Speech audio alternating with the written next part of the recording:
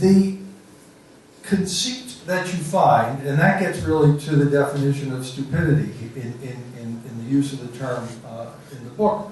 It's a conceit, it's a self-important ignorance. It's a sense that your boss is your boss because either he's the cousin of the owner or he thinks he's important because he's the boss. But in either case, he's not going to concede that he doesn't know what he's doing and listen to you.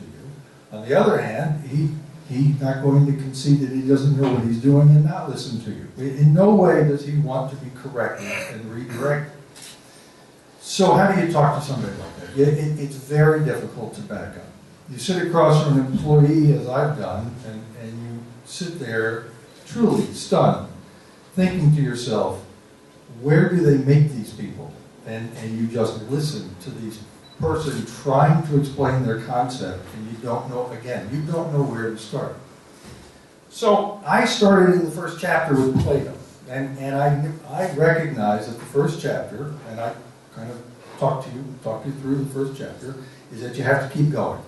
You can't play Chopin nocturnes unless you learn the scales, and you can't do puzzles unless you kind of take one piece at a time. And it's not the most exciting start to a book.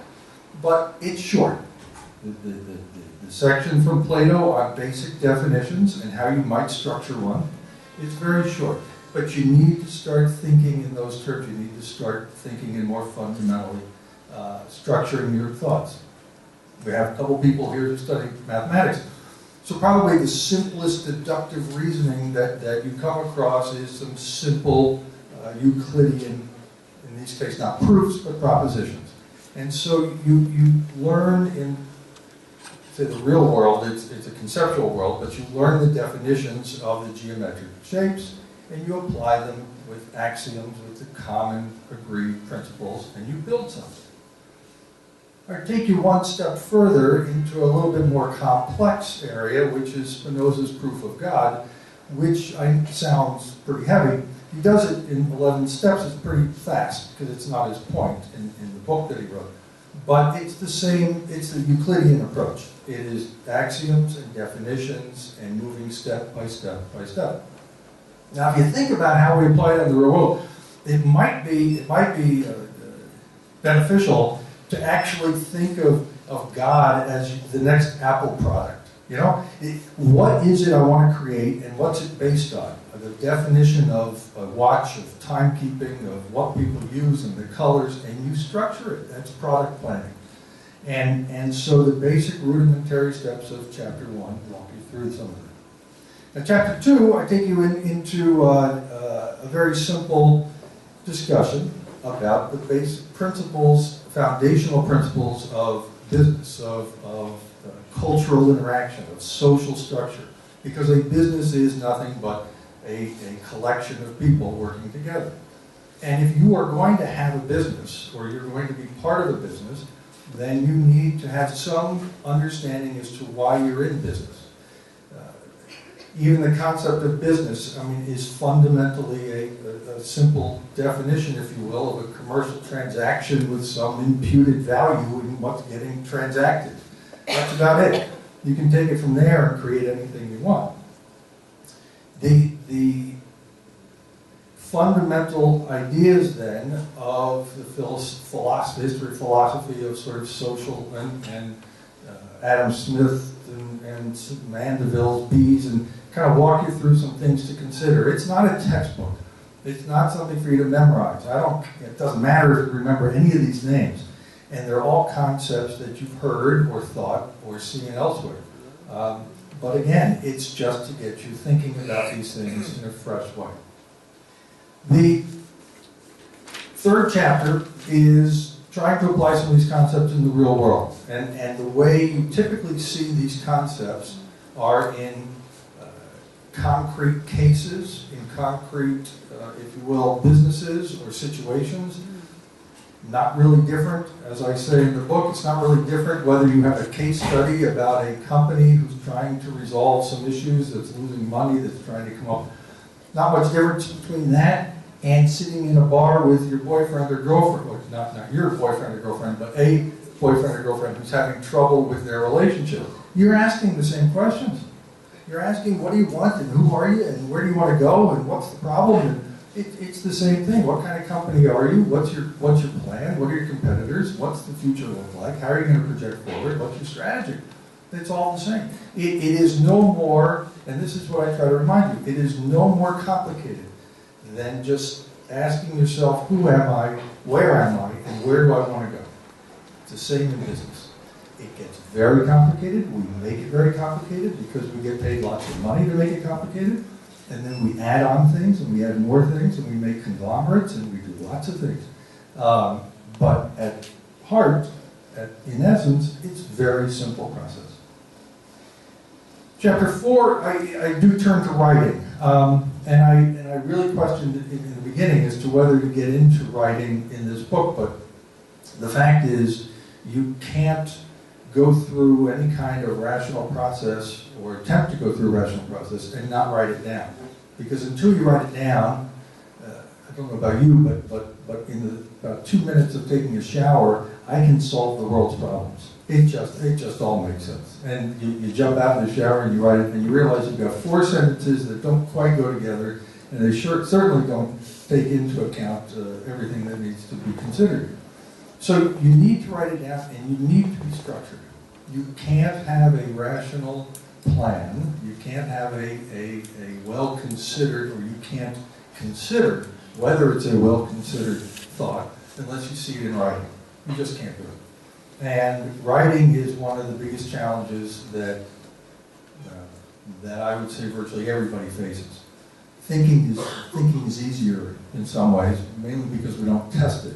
Once you write it down, you're testing it and you realize your thinking may not be so great, but you usually blame your writing as opposed to your thinking. And so you need lessons in writing. And trust me, with all the students and reporters, and even editors, you just inconceivable what people are capable of writing or not writing.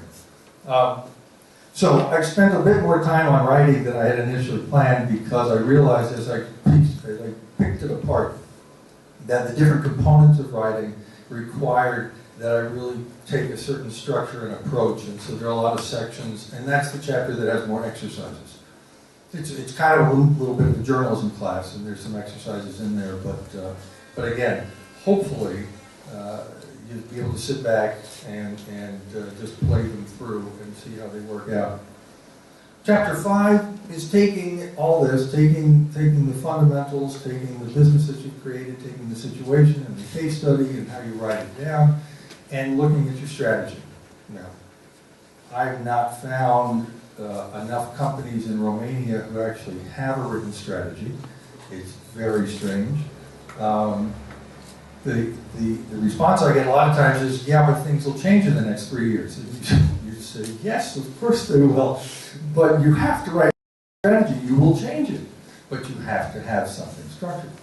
The IT folks I work with, they have this theory of just throw it out there and then see what works and then adapt it and kind of change it and then bring it back and then change it again. And you can do that. But as I say, that's kind of what Thomas Edison did. He spent years developing things, trial and error. And there's a whole different approach, which is actually sitting back and thinking, what is it we want and why do we want it, and let's build it and kind of get it right the first time or get close. I don't think the Apple Watch, they can launch that and then see what everybody thinks and what you like and what you don't like, go back and redo it and then try it again. It just doesn't work very well.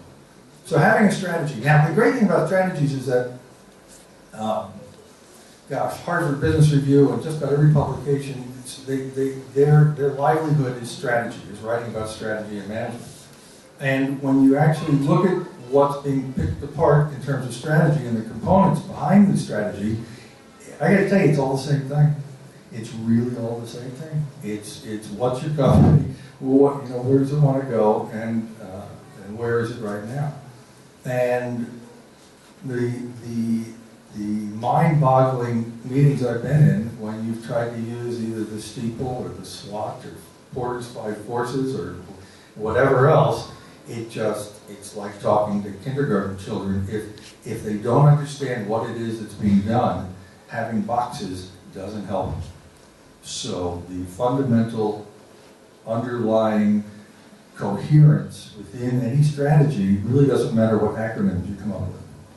Now, the last chapter is about game theory, and I just touch on it because you could spend, people have spent books and books and books on game theory. But it's essentially that when you do a strategy, you do that strategy internally, and you look at competition, and you do all that, sure. But you don't actually play out what happens when you launch your new strategy, what all the competitors do, and then how you respond to them. But they're anticipating that you're going to change based on what they do, and then you have to anticipate their changes. And it's, it's Napoleon. I mean, it's basically war games. And there's some, there are a lot of fun games to play in game strategy or game theory, and there are a lot of surprising results that you can come up with if you actually walk through it. So mainly I wanted you to know about the game theory. I wanted you to be exposed to it a little bit. It's very fast. And then the conclusions.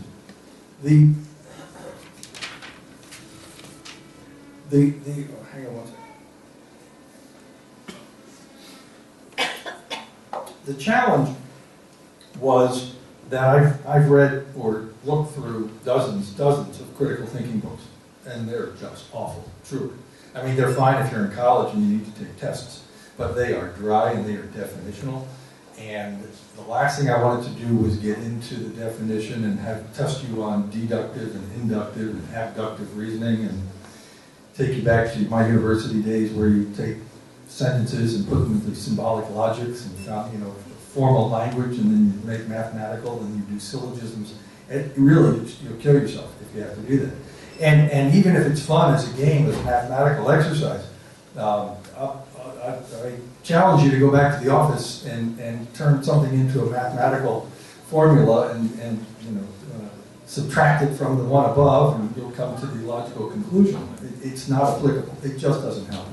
If I know that I'm doing something inductively, if I'm inferring something from something else, yet I'm not doing it deductively, it really doesn't help, to put up on the chalkboard which method I'm about to use. Because a lot of this stuff is intuitive, is innate. It's the training of the brain to walk you through that is the most important. So listen, basically all I really wanted to get to was the fact that what the book is attempting to do is put you on a long plane ride. It's great if you're flying transatlantic round trip. And you put your feet up and you read it and you think about it and you just see how it considers what you're doing and what you need to do. And in the months and the years ahead, hopefully you'll think back to at least something you read in there. And it'll prompt you to consider or to question or to reconsider what you think you know that maybe you don't really know. I'll give you one example of one of my favorites in the books, really fast. The worst banking crisis in the U.S. recently, since the Great Depression, was in 1989, 1990. This last financial crisis was devastating for economies, but not for the banks. In 89, 1990, 91, in the Mid-Atlantic region, and after the savings and loan crisis, there were 1,000 banks in the U.S. that failed, with more than 1,000 in 3 years. And that was like 1 out of 14 banks. It was every Friday night. I'd just sit in the newsroom and wait for the fax machine to come from the federal regulators as to which bank locally was being closed, and it was clockwork. So imagine 3 of the biggest banks in Romania being closed. The report comes out on Friday night, and then Monday morning, you go to your bank, your money's there, it's just a new bank, or some other bank is taking it over. So you get used to it. Well, I was interviewing this bank chairman who, long story, but basically owned a bank in Baltimore, had been merging, took over another bank that was about to fail, and I asked him, how does he expect to save what was the region's biggest bank at the time? Covered 3-4 states around Washington, D.C. And he looked at me in this, this kind of brilliant moment, or for me, anyway, a brilliant moment of recognition of what life and what business is about. And he said, Peter, banks are like airplanes. They're made to fly. They're made to fly. You push a wind across a wing, it goes up. He said, banks lend out money up here, borrow money here, and if you can't make a profit, you're an idiot. And he proceeded to explain that what he needed to do was simply go back to what banking is. You lend money here, and you borrow it down here, and the difference is what you use. The problem, and this is 1991, or 1990 maybe, is way before derivatives got started. The problem, he said, was all the crap that bankers like to do around the edges. All the different ways they like to make a little more money and slice off something here and then use the bank's money to invest there. And because they are not, and this was our discussion, it was kind of off the record, had no place in the article. This wasn't a philosophy discussion in the newspaper. But the whole point was that the question as to whether a bank is, in essence, to protect wealth, or in essence to create wealth, is the ultimate question in banking. Because, as you will have everybody say to you, if you say, well, do you want, vanilla ice cream or chocolate ice cream? Well, I want both. Yeah, okay. Well, bank holding companies want to make money and they want to protect money, but you can't do both. You can't put one of those, or you have to put one of those in front of the other. And that's what his point was. The investors in his bank had accepted that it was failing, so he didn't have to worry about making money for them. He simply had to get the bank to survive. So it was all about protecting wealth, and if he built it like an airplane, it would survive. And it did. It got bought by Citibank later, and everything went to hell. But at the time, it survived. And that's the kind of, I won't say simplistic.